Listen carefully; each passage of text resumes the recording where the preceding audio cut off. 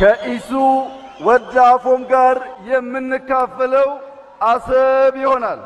Bilsiginaan ammoo dhibbana barreeffama obbo Jawaar Mohaammed dhimma ulaa galaanaa ilaalchisuudhaan guyyaa kaleessa maxxansee ilaalchisite. Jawaar Mohaammed akkamitti waan akkanaa kana odeessa. Kunoo Abiyyi Ahmed akkana ture akkana jee ture. Akkamitti akkana jaamnaam jechuudhaan oduu olii gad oofaatiin jirani. Jawaar Mohaammed wanni inni jedhe barreeffama isaa kaleessaa keessatti osoo dhugumaan ulaa galaanaa daangaa Somaaliyaa argachuudhaaf karoorri kan jiraatu ta'e gaafa pirezidaantiin Farmaajoon aangoo gubbaa jiru Farmaajoodhaa wajjin gaafa walitti isaa baasan isaa wajjin sirnaan gattaa'ee mari'ateeti waan kana Farmaajoodhaa wajjin godha ture je. Bifuma wal fakkaatuun jaadubbii asab fala itti gochuu osoo barbaade ulaa galaana asab kanarraan argachuu osoo kan barbaadu ta'e gaafa Isaayyaas waliin somba tokkoon harganan san kaasa ture. Akka warra gaafa dibbeen aruuzaa gartee akka malee oowwitu Abiyyii fi Isaayyaas gidduutti gaafa dibbeen aruuzaa akka malee oowwituu san akka warra gaafa san isaanitti dhiyeenya qabanirraa hubadhetti jaa Abiyyi gaafuma tokkollee dhimma ulaa galaanaa kana jara Eritiriyaatti sirnaan kaasee hin beeku. Dubbachuudhaa miti. Sirnaan kaasee hin beeku jee barreeffama isaa keessa dubbate. Kunolaa kana jee Abiyyi garuu waltajjiirratti illee kana jechaa ture jedhaniiti maxxansaa turan jechuudha warraan tanaa bilisiginnaani sirnaan jee garuu joor bakka kana dabaafadha. Sirnaan kaasee hin beeku kana jechuun sirna qabeessa godhee gatta'anii waliif akka biyyattitti mallatteessanii hin beeku. Uummata dura dhaabbatee kana asabillee kanatti maarree jee dubbachuun maali sun faayidaa maal qaba? Waan sirna qabaatuu qabuudha. Amma gaa obbo Jawaar Mohaammed akkas jettaniire jeetuma barreeffama itti dabale guyyaa irraan kanaati. Barreeffamni isaa kanarraan tana ammoo barruun dhimma ulaa galaanaa irratti kaleessa katabeef deebilee dhiyaatan keessaa qabxiilee lamarratti ibsa dabalataa kennuudhaan fedhaa jira. Warri bilisiginnaadhaa haasaa Abiyyi gaafa hariiroon isaa fi Isaayyaas baranuu turte san asab waliin fayyadamna jechuudhaan galma barkumeetti dubbate maxxansaati jiru jira. Rakkoonuu bakka sana jirtii barii jira. Waliigalteen biyyoota lamaa lallaba galma keessaa takkaa'uu hasaasii hooggantootaa irratti hundaa'uu hin dandeessu jira. Abiyyi jaalli isaa buufata doonii asab akka kenneef qofaa osoo hin taane biyyattii Itoophiyaa jalatti deebisuudhaaf tole jechuu isaa yoo dubbatu dhuunfaanis waltajjiirratti illee dhagayeetan jira. Yeroo mara gaafii ragaan meeti jedhu kaasaa tan ture jira.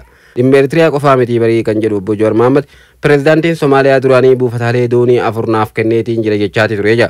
Garuu Farmaajoon aangoo gadi lakkisee Hasan Sheek Mahamud yeroo dhufutti jira. Waliigaltee Farmaajoo waliin qabnu san hojiitti naa hiiki jedheen. Deebiin Hasan Sheek Mahamud ammoo fi Farmaajoo waliigaltee jettu kanarra gahuu keessan kan agarsiisu ragaa naa dhiyeessii jedheen. Abiyyi eessaa haafi dure. Hasan Sheek Mahamud dubbii tana waltajjiilee hedduurratti himeetii jira. Jarana kan jiru obbo Jawaar Mohaammed waliigalteen biyyoota gidduutti godhamu daldala kotorbaandiitii miti kan hasaasii hooggantoota lamaa qofarratti hundaa'ee hafu miti. Hooggansi gama lamaa dhimma irratti waliigaluu barbaadan san jalqaba afaanumaan waliin mari'achuudha eegaluu danda'u. Garuu wanti haasayan sun barreeffamee mallattaa'ee ol kaayamuun dirqama.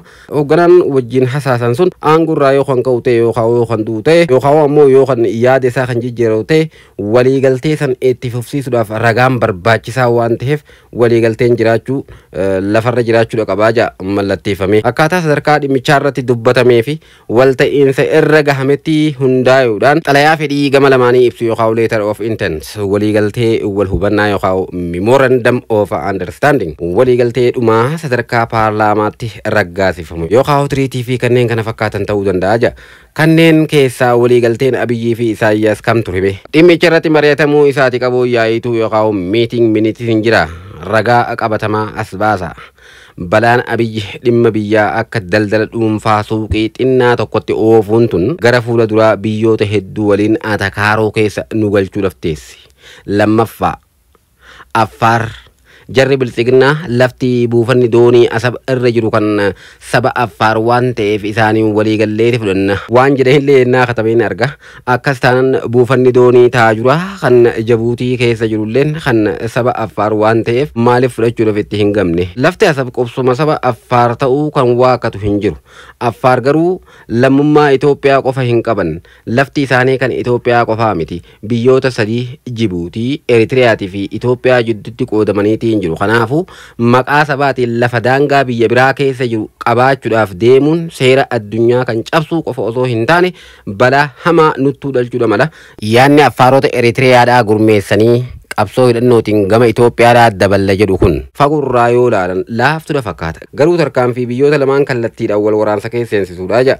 Affaar Eritiriyaadhaa as makuun sirrii taanan Soomaaliyaallee guutuyyuu maqaa Somaaleetiin weeraranii as makuun yaadamu mala. Mitsuwaa maqaa Tigreetiin qabatuu fi Mombaasaa takkaa olaamuu maqaa Oromootiin weeraruudhaaf deemtu jechuudha jechuun gaafii gaafata.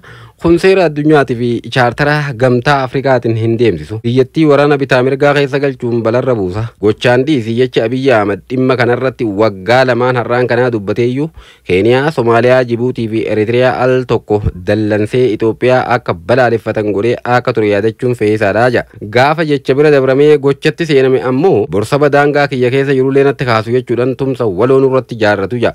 Yaada Soomaaliyaa guddittii Ziyaad Barree gaggeessaatiin ture biyyoota ollaatti dallansuu akkanaatiin tumsa akka itti tolfatan taasise boodarra kufaatii biyyattii fiduu hin irraanfatina. Inumaatu kaardii sabaa daangaa ce'anii harkisnu kana biyyoonni ollaas kaardii akkasii waan qabaniif nurratti gadi liqqaasuu akka danda'an beekudha qabnaa jedha. Saboonni biyya keenyaa hedduun biyyoota ollaas waan jiraniif saaxilamummaan keenyatu irra hamaadha jedha. Yeroo akka sabaatii fi biyyaatti wal waraansa keessuun unkuramaa jirru kanatti dhimma ollaa keessa qubalaachuun balaa daranii ofitti afeeruudha jedha. Waan qabatamaan hojiitti hin hiikamneef jecha yaadota akka sabaattis ta'e akka biyyaatti diina nutti baay'isan irraa of qusachuun barbaachisaadha jechuudhaan barreeffama obbo Jowaar Mohaammed guyyaa kaleessaa irratti homii warri bilisignaa kun abbichuun keenya bara kana jee ture akkas jee ture jedhu ilaalchisuudhaan deebii afaan isaan qabachiisu maxxanseetiin jira jechuu kabajamtoota jaalatamtoota dhaggeeffattoota keenya dubbiin Jowaar Mohaammed dubbataatiin jiru tun mootummaa waryeersitee waan godhuu fi waan dhiisu wallaalchiftee faarsee bulaan dhamaatee as gubbaa ummata dhamaasaatiin jirti waan guutu wallaalti jaanjuuni Jowaar Mohaammed afaan qabachiisaatiin jira. Gama biraatiin Taayyee Danda'a Areeddoodha gaddisiisaa barreeffama yoo tokko gallakkise reefun tana gaddisiisaa yookaan asaazan jechuudhaan afaan Oromootiin afaan Amaaraatiinis barreeffama kana maxxanse maal dhiiroo. Okay. Rakkoota xamaa biyyi teenya Itoophiyaan keessa turtee fi ammallee keessa jirtu irraa mariin biyyoolessaa akkaan barbaachisa jedha. Gaafa koomishiniin ijaaramee sochiin eegalamullee danuutu abdatee hanga ammaan kana gurra qeensee dhaggeeffataa jira jedha. Garuu adeemsaan karaa gadhiisaati deemee har'aan kana bakka kanneen qabatamaan addooma qaban hin jirretti walgahii jaallaniitiin marii eegaluun jaarraa 21ffaa keessa baacoo biyyoolessaa guddicha isa fakkeessaa jedha. Bu'aan isaallee yeroo fi maallaqa qisaasuu qofa ta'ee rakkoolee daran hammeessaa jedha. Waan bilisignaan mari'attee deddeemaa jirtu kana maxxanse eenyutu hafe? Barreeffama jedhullee sa'aa 7 dura gallakkiseetiin jira. Barreeffamni eenyutu hafe jedhu kun jeeqama nageenyaa diinagdee fi bulchiinsaa kan goottan 7 dabran kana dhalateen Itoophiyaanonni martuu cabaniiti jiru. Jiraattota odola badhaayinaa malee namuu hin hafne. Qomaarote ammoo dassitaa fi hagosfaa waan isiniif cabsiniif gammachuu faadhaan galata nuuf kenna galataatu nuuf malaa jedhan. Dhugatti ammoo jijjiirama butameen gamana namiyyuu caalaa gammachuu fa'aa cabsan. Badiin Tigraay fi Amaaratti ta'e martuu Oromiyaatti illee hojjetame. Cubbuu gariin garuu Oromiyaa qofatti raawwatame. Dubbichi ummata boolla rakkinaa keessa jiru akka malee tuffatuu irraa madda. Kiyyoon shiraas keessa jira fakkaata. Maraafuu uummanni Oromoodhaa mirgi inni seeraa fi uumaadhaan qabu guutuun akka kabajamuuf malee Amaarrii fi Tigree yookaan kan biraa akka cabuuf takka hin gaafanne. Ummatichi aadaa isaatiin obboleeyyan isaaf dhiisi ormaafuu milkii fi misooma malee kufaatii fi badii hin hawwu. Kanaafuu ajandaan cabsoo balaafamaan kun Oromoo hin ilaallatu. Dubbichi tapha qumaaraa tan ajandaalee waloo si'anaa dagachiisuu fi lola dalgaa uumuudhaaf gadhiifame fakkaata.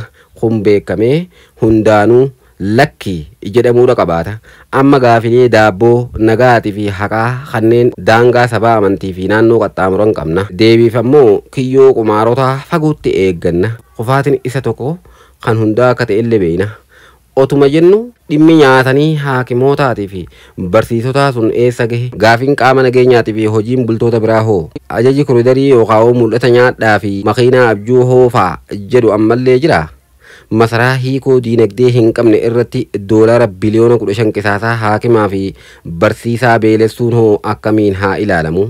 Garuu seerri uumaa ajajaa fi kallattii waan hin cabneef gaaficha qixaan deebisuudha wayya jechuudhaan barreeffama isaa kan eenyutu hafe ijoo goola beetiin jedha kabajamtoota jaalatamtoota dhaggeeffattoota keenyaa obbo Taayyee Danda'a Guyyaa kaleessaa barreeffama obbo Jawaar Mohaammed waan jaalalaa fi tolaan argamuu danda'uuf lola ilmaan ummataa fi qabeenya biyyaa nyaatu hin barbaachisu. Maraafuu ijoon dubbii waraana keessoo isa jeeqama hunda galeessa dhale mariidhaan dhaabanii nagaa buusuu fi tajaajiloota ummataaf gaafii daabboo deebisuudha. Dubbiin duraa duuba qaba jechuudhaan barreeffama obbo Jawaar Mohaammed dhimma ulaa galaana ilaalchisuudhaan maxxansan sheer godheetii gama fuula feesbuuka isaarratti qoode. Kaleessa ammoo Oromummaa tapha qumaaraatiif gaafii jedhu gaafataa mata duree godhee jidduu tana dubbiin biraa as baate. Ajandichi Oromummaa fi Isaayyaas ta'ee danuutu irraa mari'ate. Haasaan pirezidaantii Isaayyaas tan guyyaa bilisummaa 34ffaa Oromummaa fi kuushtuquutu dhimmicha kaase. Sunqareeyyii Oromoo guddoo dheekkamsiise. Warra kaanis yaada gama ofii kennachiise. Kanaaf burjaajii moromaa fi falmii dalgaa hin malle maddisiise. Burjaajiin kun ammoo qumaarota gaafii daabboo haqaa fi nagaa jajjabaan guddoo cinqamaatiin turan yeroofis ta'u hafuura fudhachiise. Burjaajii kana qulqulleessuun dubbii karaa qabsiisuun kanaaf feesise. Akka namiifuu ifuuf hiikaa Oromummaa irraa haa kaanu. Jechichi xaxamaadhaa miti. Gabaabinaan Oromoo ta'uu jechuudha. Jecha Oromoo jedhu irratti maxxantuu jecha ummaa dabaluudhaan tolfama. Akkuma Amaarummaa, Tigrummaa, Somaalummaa, Affaarummaa, Sidaamummaa, Walaayitummaa fi Gaamummaa sana eenyummaa aadaa ibsuudhaan alatti hiikaa addaa hin qabu. Kanaafuu Oromummaan akka yaadama xaxamaatti ilaalamuu hin malu. Jechi kun ibsoota eenyummaa aadaa Oromoo qofa agarsiisa. Abbaan eenyummaa kanaa Oromoon ammoo ummata nagaa jaallatu, hojjetatee bulu, nama kabaju, rakkataa gargaaru, waadaaf amanamu, haqaaf tumsuu fi keessummaa simatu ta'uudhaan beekama. Bu'uura irraa duudhaan isaa aadaa fi duudhaa obboleewwan isaa kanneen Itoophiyaa fi gaanfa Afrikaa jiraatan faana deema. Dhugaan kun ummata Itoophiyaatii fi qaxanichaa kanneen Oromoo beekan maraanuu ni hubatama. Ummati Oromoodhaa bilisummaa, qixxummaa, haqa, nagaa fi misooma waaraadhaaf qabsaayaa turuun ni beekama. Motorri qabsoo sanaa ammoo sabboonummaadha jedhama. Sabboonummaan Oromoodhaa kun qajeeltoo bilisummaa, qixxummaa, haqummaa, nagummaa, obbolummaa, seerummaa, gaafatamummaa fi faayidaa walootiin qajeelfama. Qabsoon qeerroo inni bara 2008 irraa hanga bara 2010 gaggeeffame hammattoo kana keessatti ilaalama. Qabsoon nagaa fi seera qabeessa ture kun danuudhaan dinqisiifamuunis ni yaadatama. Adeemsaan ammoo tumsa qabatamaa ummata Itoophiyaa keessattuu kan faannoo Amaaraatiin bitootessa bara 2010 qabsichi jijjiirama Itoophiyaanotaatii fi addunyaa abdachiise fideetiin jira. Garuu jijjiiramichi murna qumaarota shirtoomaa fi hammeenya ofiin dhaadataniin butameeti jira. Booddee sirni dimokiraasiidhaa haqaa fi nageenyaa tan ummanni Itoophiyaa gatii guddaa itti baase hafee sirni qumaaraa isa kaleessa irra hamaan ijaarameeti jira.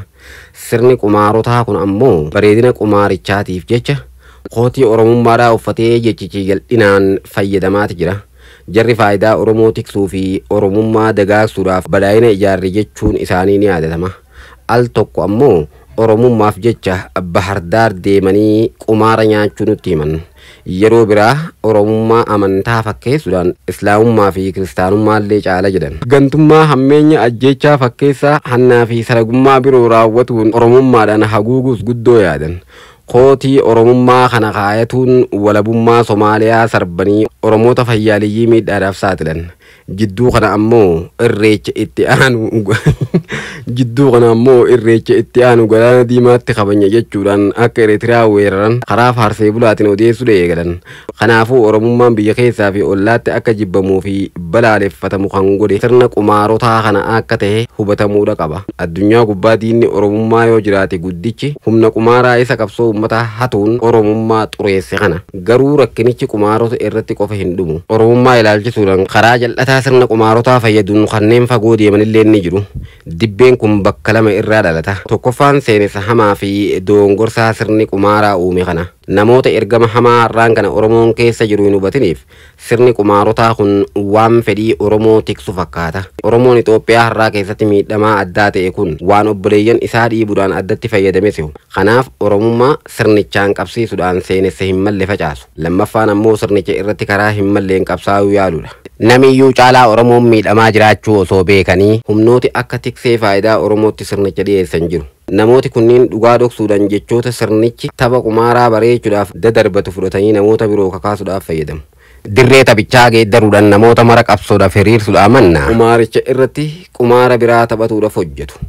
Sababa kanaan Oromummaa yaadama hammeenyaa hannaa waraanaa seera malummaa babal'annaa fi hacuuccaa fakkeeffamee Itoophiyaa fi biyyoota ollaatti danuutu ilaalcha badaa kanaan burjaajeffame. Bu'aa isaatiin ammoo holqa sirni qumaaraa kun hanga tokko keessa dhokatutu argame. Dhugaan jiru bahee haguuggiin jaraa kun tarsaafamuudha qabaata. Haasaan pirezidaantii Isaayyaas ilaalcha Oromummaa isa olitti ilaalle kana waliin hidhata qaba. Tasatti yookaan beekaa Oromummaa fi Kuush akka hin malleen haasicha keessaa mul'ate. Saniin ammoo sirni qumaara aangoo hiika maleessa mootii tokko eeguu alatti kaayyoo biraa hin qabne kun hanga ta'e bu'uura hawaasaa waan qabu fakkaate. Ija kanaan yoo ilaallu haasaan pirezidaantichaa dogongora qofa osoo hin taane tokkummaa fi faayidaa Itoophiyaa tuquu isaa agarsiisuun ni danda'ama.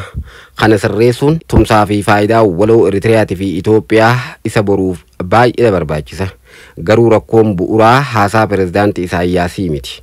Sadarkaa duraatti sirna qumaarotaa isa haguuggii uffatuun Oromummaa yaadama waraanaatii fi babal'annaa fakkeesse kanatu gaafatama. Itoophiyaa keessatti mootummaa Oromummaan hogganamuu fi faayidaa Oromoo qofaaf hojjetu ijaarre jechuun uummata Oromoo guddaa obboloota isaa biratti jibbisiisuu fi biyyoota ollaatti sodaa uumuudhaaf jarri danuu dhadhamaan. Moqaadishoo Hargeysaa fi Jibuutiitti kan Oromoo ajjeechaa fi ergaramaaf saaxile seenessa dabaa fi deemsa sirna maleessa qumaaruu kana Oromummaa akka hin malleen kaasuudhaan abaarsa fi gaafatama kan fiyu taanan dubbiin kanneen seenessa dogongoraa fudhatan otoo hin taane qumaarota seenissicha uumanii fi Oromummaa karaa hin malleen hammeessan ilaallata.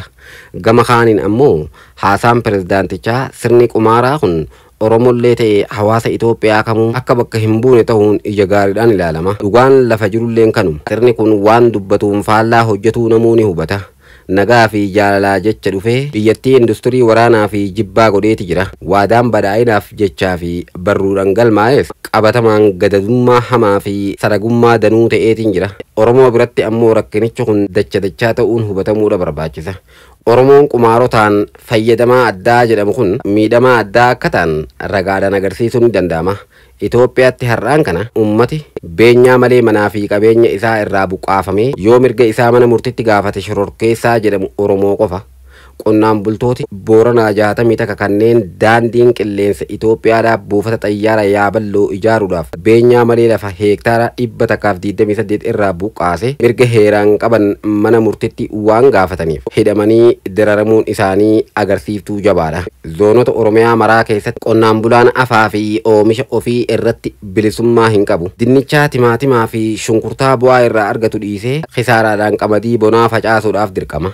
Oomisha isaatillee gatii gabaatii gaditti gurguruudhaaf ayyama. Waggaa lama dura qamadii kuntaallee hawaasaatti qarshii 5,000 baasu shaasheetti qarshii 3,000 qofaan gurgurame. Jaarraa 20 takkafaa keessa hayyakki sanyiidhaan nama gaafachiisu Oromoo biratti qofa. Abbaan ganna 90 badii ilma ganna 30tiif gaafii malee ji'oota fi waggoota hidhaatti dararama. Bakki haati sababa ilmaatiif rashanamtu yookaan niitiin sababa dhiirsaatiif hidhamtulleen Oromiyaa qofatti argama.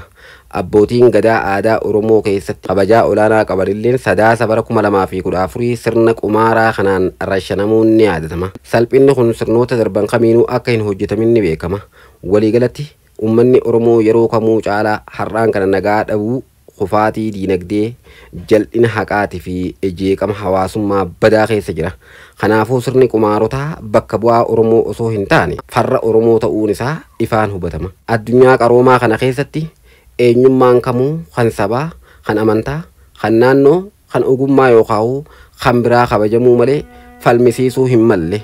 Tokko kaan irra caalchisuun faarsuu yookaan gadaantummaadhaan arrabsuun wallaala. Hawaasni addunyaadhaa martuu duudhaalee mishoo akka amanamuu, gaarummaa, gootummaa, haqummaa fi kanneen kana fakkaatan ni jajjabeessa. Amaloota hamoo akka hannaa, kijibaa, gantummaa, cubbuu, talisummaa fi kanneen kana fakkaatan garuu abaaruudhaan yakkoomsa. Ummati Itoophiyaa fi gaanfa Afrikaa jiraatu ammoo aadaa fi duudhaa qofaan osoo hin taane bifaanuu guddoo wal fakkaata. Hiyyummaa fi jeequmsa hawaasummaa namtolchee harkaa isaan qabu kana keessaa bahuus ni barbaadu. Dubbiin guddaan siyaasaa keenya shiraa fi qumaara irraa qulqulleessuudhaan ummata kaayyoo fi eenyummaadhaan tokko ta'e kana ajandaalee waloo irratti qindeessuudhaan gara tumsa nagaa fi misooma wayyaatti ceesisuudhaaf mala sirrii dha'uu natti fakkaata. Siyaasaan qumaaraa ni kufa. Tumsi nagaa fi obbolummaa ummattootaa ammoo ni dhufa. Yeroo gaarii jechuun obbo Taayyee Danda'aadhaa barreeffama dheeraa waan addaa of keessaa qabu kana maxxanseetiin jira kabajamtoota jaaltamtu dhaggeeffattoota keenya barreeffama butaayyee kana warri dubbisin yookaan dubbisuu isaatti ulfaate sagalee kana raawwattan jenneetii abdannaa waliif daddabarsuu hin dagatinaadha waan waliin turtaniif hedduu galatoomaa.